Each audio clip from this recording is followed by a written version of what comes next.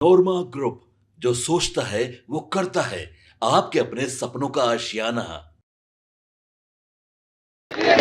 नमस्कार, मैं हूं सागर कुमार। भारत लाइव देख रहे हैं आप। देखिए, पटना के गर्दनी बाग में 17वीं बीपीएससी के री एग्जाम के लिए देखिए छात्रों का हुजूम। दिखाइए छात्रों का ये जन सैलाब आज पटना के गर्दनी बाग में आप देख रहे हैं। 17th बीपीएससी #BPSC री एग्जाम बहरहाल और बच्चों का हुजूम और उत्साह देख लीजिए। सुबह से ही तमाम जो बच्चे हैं वो आज गर्दनी बाग धरना स्थल पर आंदोलन करने के लिए बैठे हुए हैं। और देखिए, बीपीएससी में नॉर्मलाइजेशन की डिमांड को लेकर पहले भी ये छात्र आंदोलन कर चुके हैं, लेकिन जिस प्रकार से बापू परीक्षा परिसर में हंगामा हुआ उसके बाद आयोग ने केवल एक ही एग्जाम का सेंटर कैंसिल किया। उसको लेकर अब पूरे जो छात्र हैं वो उग्र हो गए हैं। हम कुछ बात करेंगे। देखिए, क्या कुछ डिमांड है मैम आप लोगों का? सड़कों पर है अभी बस एक ही डिमांड है हमारा कि ये एग्ज़ाम सभी बच्चों के लिए, सब री एग्ज़ाम फॉर ऑल, सबके लिए एग्ज़ाम फिर से हो। ये इस पूरे एग्ज़ाम को पूरी तरह से निरस्त किया जाए और एग्ज़ाम फिर से हो। कहाँ से सबके आए लिए हैं आप? पटना से हैं जी। कौन से सेंटर पे एग्जाम दिया था? राजगीर नालंदा। राजगीर में। तो लग रहा है कि आप लोग के साथ कहीं ना कहीं छल हुआ है। जी, अब मेरा विश्वास उठ गया है। विश्वास उठ गया जी पे। जी। आपको भी ऐसा लगा? कहाँ से मैं? मुंगेर से आई हैं। सेंटर कहाँ था आपका? सेंटर बेगूसराय था। मेरे सेंटर पे भी हमको लेट से मिला है क्वेश्चन। जी, लेट से क्वेश्चन मिला है मेरे। भी लेट से क्वेश्चन मिला? हाँ। कितने बजे क्वेश्चन मिला था? हम लोग को 72 स्टूडेंट को बैठाया गया था एक हॉल में। 12:05 में हमारे क्लास में क्वेश्चन आता ही है। उसके बाद सोचिए आप 72 स्टूडेंट को बांटने में 10 से 15 मिनट लग गया वो एक्स्ट्रा सब दिया गया? नहीं मिला। हम लोग बोले भी तो बोले ऊपर से ऑर्डर है, इतने बजे ही आएगा, इतने बजे ही बांटने का टाइम था। मतलब पूरा समय भी आपको नहीं दिया ना लाइट का व्यवस्था। और सोचिए अब खुले में बिठाना 72 स्टूडेंट को, ये क्या है ठंड में? ये सब एक मिसमैनेजमेंट है। आप अपने गलती को ढकने के लिए स्टूडेंट पे थोप देते हैं सारी गलती को। ये कैपिटल है, यहाँ के सेंटर का ये हाल है। वो भी सबसे बड़ा जो परीक्षा परिसर बना है उसका हाल है। तो छोटा मोटा तो बात छोड़ दीजिए, छोटे मोटे सेंटर का तो बात आएगा भी नहीं ऊपर। कहाँ आना है? आप लोग कहाँ से हैं मैम? सर हम यहीं पटना से ही हैं। पटना से। कहाँ सेंटर पड़ा था? मेरा सेंटर था सर भभुआ, कैमूर में था। कैमूर में था। जी। क्या ठीक ठाक सब एग्जाम हुआ? हाँ, ठीक ही ठाक हुआ। लेकिन अगर मेरा जैसे ये दूसरा अटेम्प्ट था तो 69 से मैं तुलना करूँ तो उतना मुझे सही नहीं लगा वहाँ सेंटर पर जितना मुझे 69 में लगा था। उससे तुलनात्मक रूप से कम मिसमैनेजमेंट तो बिल्कुल था। ये तो इसमें कोई शक नहीं है। कहा जा रहा है कि क्वेश्चन भी काफी हल्का था। क्वेश्चन जो लेवल होना चाहिए था बीपीएससी का, उस लेवल में क्वेश्चन नहीं। जी सर, अध्यक्ष महोदय ने कहा था कि वो 45 से 50% जो प्रश्न होंगे यूपीएससी लेवल के पूछेंगे। और हर एक एग्जाम का अपना एक लेवल होता है, उसी के अकॉर्डिंग हम अभ्यर्थी तैयारी करते हैं। जैसे यूपीएससी का हो गया और हम लोग स्टेट पीसीएस का, सबका अपना एक लेवल है। और वहाँ पे जो लेवल को एकदम नीचे कर दिया गया और ये बिल्कुल सही नहीं है। और एक जगह सेंटर का आप एग्जाम कैंसिल कर रहे हैं, ये हम अभ्यर्थियों के साथ कहीं ना कहीं अन्याय हो रहा है। तो हम अध्यक्ष महोदय से और माननीय मुख्यमंत्री से ये निवेदन कर रहे हैं अपने सत्याग्रह के माध्यम से कि री एग्जाम हर एक सेंटर पर हो, हमें देने में कोई कठिनाई नहीं है। हम बिल्कुल तैयार है एग्जाम देने के लिए। लेकिन आयोग का स्पष्ट रूप से यह कहना है कि केवल 12,000 लोगों के लिए, 12,000 बच्चों का जो एग्जाम था वहाँ जो गड़बड़ी थी वहाँ तो हम कैंसिल कर दिए। उसके लिए 4 लाख लोगों को, बच्चों को क्यों परेशान करना? सर यही तो दिक्कत है। पहले वो बोल रहे थे कि 80-90 हज़ार के लिए हम 4.5 लाख बच्चों को परेशान नहीं करेंगे। अब बोल रहे हैं कि हम 4.5 लाख बच्चों को परेशान नहीं करेंगे 12,000 के लिए। तो आप खुद देखो कि वो कितने बायस्ड है, कितना बायस्ड उनका ओपिनियन होता है। और सर 12,000 बच्चे मतलब कि एक डिस्ट्रिक्ट के बराबर है, तो वो बाकी जगह का क्यों नहीं कैंसिल करेंगे? हमारे साथ तो नाइंसाफी है, तो उनको री एग्जाम कराना होगा। नालंदा डिस्ट्रिक्ट, नालंदा में सेंटर पड़ा था, वहाँ सब कुछ ठीक रहा। हाँ सर। लेकिन आप लोग को डाउट है कि कुछ तो कुछ हुआ है? जी सर, गया में बच्चे बोल रहे कि स्पीकर पे उनको आंसर सुनाई दिया है। अच्छा। किसी को बताया जा रहा था आंसर मोबाइल से? जी, पता नहीं सर, ये तो नहीं पता। लेकिन स्पीकर कौन से सेंटर पे? गया में। जी सर। और बहुत सारे बच्चों का क्या बोलते हैं सर, थंब इम्प्रेशन है, वो सब नहीं लिया गया है। बहुत सारे सेंटर पे क्वेश्चन पेपर लेट मिला। किसी को 12:30 में क्वेश्चन पेपर मिला है, किसी को 12:15 में मिला है। और बहुत सारे सेंटर पे जैमर नहीं था, जो कि सबसे ज़्यादा ज़रूरी है। तो हम कैसे मान लें कि बाकी सेंटर पे भी अच्छे से एग्ज़ाम हुआ है? कहाँ से हैं आप लोग? जहानाबाद। जहानाबाद सेंटर कहाँ पड़ा था? जहानाबाद ही सेंटर पड़ा था। हाँ। तो क्या लग रहा है, क्यों ऐसा आप लोग पूरी तरह से आंदोलन के लिए परेशान हैं? सर ये एग्जाम कभी भी कदाचार नहीं हुआ है। कहीं से ये ला रहा है कि आंसर लीक हुआ है, तो कहीं तो पेपर लीक हुआ है, कहीं पे आंसर शीट अनाउंसमेंट किया जा रहा है, कहीं पे भी अच्छे से एग्जाम नहीं करवाया गया है। तो हम लोग चाहते हैं कि री एग्जाम हो और सबको अच्छे से एग्जाम करवाया जाए, सबको लेवल प्लेइंग ग्राउंड मिले ताकि हम लोग अच्छे से एग्जाम दें। आपके सेंटर पे भी गड़बड़ी हुई थी? यहाँ हमारे सेंटर पे भी गड़बड़ी हुई थी, वहाँ का जैमर ही खराब था, जैमर वर्क नहीं कर रहा था। कौन सा सेंटर था आपका? जहानाबाद बताए तो। जहानाबाद में कहाँ? जहानाबाद शांति कुल। वहाँ पे जैमर नहीं काम कर रहा? नहीं, वहाँ पे जैमर नहीं काम। क्वेश्चन पेपर टाइम से मिल गया था? क्वेश्चन पेपर भी 15 मिनट लेट मिला था और 2 बजे ही क्वेश्चन आंसर शीट ले लिया गया था। 15 मिनट पहले आपसे ले लिया गया? हाँ, 15 मिनट एक्स्ट्रा टाइम नहीं दिया गया था, जो 2 बजे तक का लेने का टाइम था उसी टाइम पे लिया गया था। अच्छा, क्वेश्चन के पैटर्न के बारे में भी सवाल उठ रहा है कि काफी हल्का पैटर्न था। बैठ जाओ। जो रेलवे का तैयारी करता है ना, वो आराम से पीटी क्वालिफाई कर सकता है, लेकिन मेंस में छट जाएगा।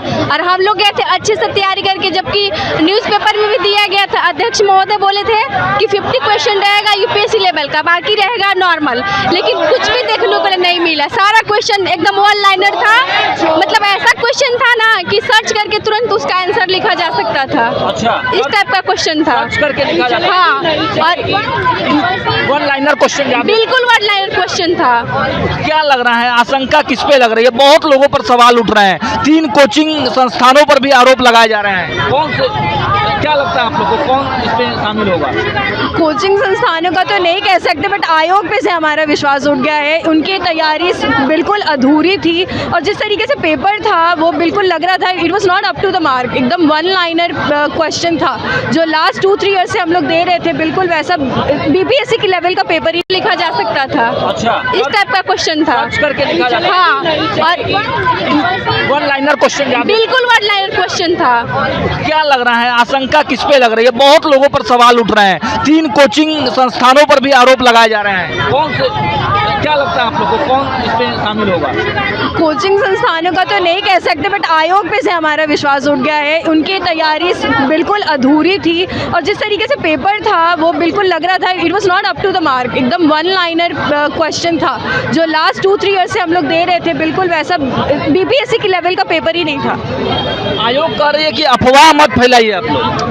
अफवाह? आपको क्या लग रहा है हम लोग किंडरगार्टन स्टूडेंट्स हैं क्या? हम लोग ग्रेजुएट, पोस्ट ग्रेजुएट्स, उससे भी सीनियर स्टूडेंट्स हैं, वो किसी अफवाह में आ जाएंगे? हम लोग स्पेशली लड़कियां क्या किसी अफवाह में आ जाएंगी? कितने हम लोग को यहाँ पे आके बैठने में ही कितना स्ट्रगल है, बताइए। घर से हम लोग कैसे कैसे आके यहाँ बैठे हैं, ऐसे तो नहीं लड़के हैं कि रोड पे ऐसे ही घूमने निकल गए हैं और बैठ गए हैं। परिवार से बोल के आना होगा, परिवार से बोल कर आई होंगी, आपकी हम आंदोलन में जा रहे होंगे, तो पहले तो परिवार के लोग माने नहीं होंगे। जी, ऑब्वियसली कोई इस चीज़ को, लोगों को बहुत तरीके का फियर होता है ना, तो ऑब्वियसली हम लोग, ये अपने आप में हमारे लिए स्ट्रगल है कि वहाँ से आके यहाँ पे बैठना, यही हमारे लिए स्ट्रगल है।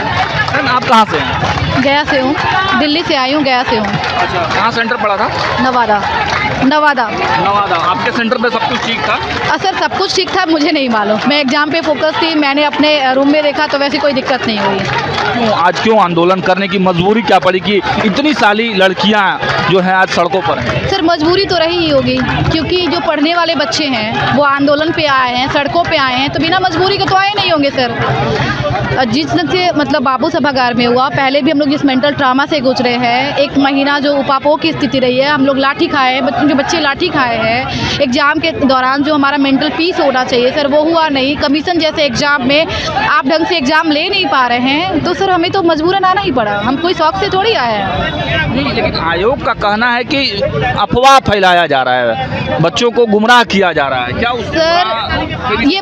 सर ये बच्चे हैं, यूपीएससी बीपीएससी की तैयारी कर रहे हैं, किसी अच्छे यूनिवर्सिटी से पढ़े हुए हैं। कई बच्चे हैं जो कई बार इंटरव्यू बीपीएससी का ही इंटरव्यू दिए हैं, यूपीएससी का इंटरव्यू दिए हैं। क्या ये अफवाह फैलाएंगे? क्या इनका बौद्धिक लेवल इतना कमज़ोर है कि ये आप हमें कहेंगे आप यहाँ पे कूद जाए, आप ये कर दे और हम कर देंगे?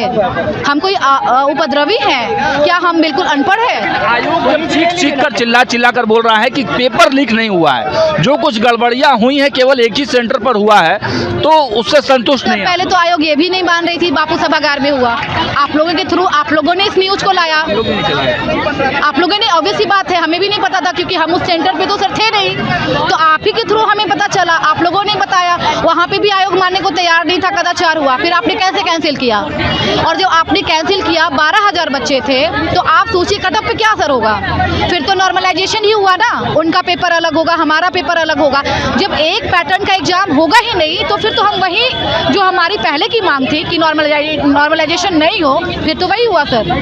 हम लोग तो 1 महीना की बात कर रहे थे, हमें बोल रहे थे नॉर्मलाइजेशन नहीं हो, जो 80,000 बच्चे फॉर्म नहीं भर पाए वो भरे, हमारी तो जेन्युइन मांग थी। आप अगर आज सुने होते और ये करे होते तो हमें सड़कों पे नहीं आना होता, हमारे से बहुत सारे बच्चे मेंस की तैयारी कर रहे होते, आगे की तैयारी कर रहे होते। तैयारी में है, पूरी लड़ाई के मूड में है। बिल्कुल सर, हम अपने हक के लिए तो लड़ेंगे ही ना, अगर हम अपनी आवाज नहीं उठा पाए, हम जब तैयारी कर रहे हैं, हमारा जब बौद्धिक लेवल इतना ज्यादा है और हम अगर इस आवाज को नहीं उठा पाएंगे, अब हम गलत चीजों को बर्दाश्त कर लेंगे सर, तो फिर बाकी का क्या होगा? ये लोकतंत्र है ना सर। कब तक बैठेंगी? सर चंपारण की धरती से हूँ, बुद्ध की धरती से हूँ, जेपी की धरती से हूँ, आमरण अनशन करेंगे। कब तक बैठेंगी? जब तक हमारी मांग पूरी मानी नहीं जाती। जी बिल्कुल। कब तक बैठेंगी आप लोग? कब तक हौसला रहेगा? जब तक हमारा डिमांड पूरा नहीं होता हम लोग तब तक रहेंगे। हौसला कब तक बना रहेगा? जब तक डिमांड नहीं पूरा होगा तब तक हौसला डिमांड पूरा नहीं होगा तब तक बैठेंगे। तो देखिए, ये बिहार की बेटियां हैं, जेपी की धरती से, बुद्ध की धरती से, चंपारण की धरती से इन बेटियों ने नीतीश सरकार को चेतावनी दे दी है, इनकी मांगों को नहीं माना गया तब तक ये बैठेंगी। तमाम जो देखिए बीपीएससी अभ्यर्थियां हैं वो साफ साफ ये बता रही हैं कि हमें कोई बरगला नहीं सकता है, हमें कोई बहका नहीं सकता है, हम पढ़े लिखे हैं और हमें पता है कि हम आंदोलन करने के लिए आए हुए हैं। देखिए छात्रों का तमाम जो लोग हैं, हुजूम है, ये पूरा हुजूम है छात्रों का। और अगर बीपीएससी 17वीं की एग्जाम नहीं लिया गया, पूरे परीक्षा को कैंसिल नहीं किया गया, इन छात्रों का कहना है ये आंदोलन करेंगे और आंदोलन अनवरत जारी रहेगा। फिलहाल इस वीडियो में इतना ही, देखते रहिए भारत लाइव। बहुत बहुत धन्यवाद। है वो सबने है माना, ई होम्स पैनोरामा में हो आपका भी आशियाना। और फाइनली हमने 2021 में इस प्रोजेक्ट को लॉन्च किया। बहुत लोग अप्रिशिएट कर रहे हैं कि पूर्णिया जैसे शहर में, बिहार के, एक तो बिहार की बात करें उसमें भी पूर्णिया जैसे छोटे जगह में इस तरह का लाइफस्टाइल देना, ये सुन के हम लोगों को बहुत अच्छा लगता है। ई होम्स में हमने कुछ और भी किया है, जैसे हम जिस जगह में रह रहे हैं हमारे फैमिली सिक्योर हो, उनको सिक्योरिटी का ध्यान में रखा है।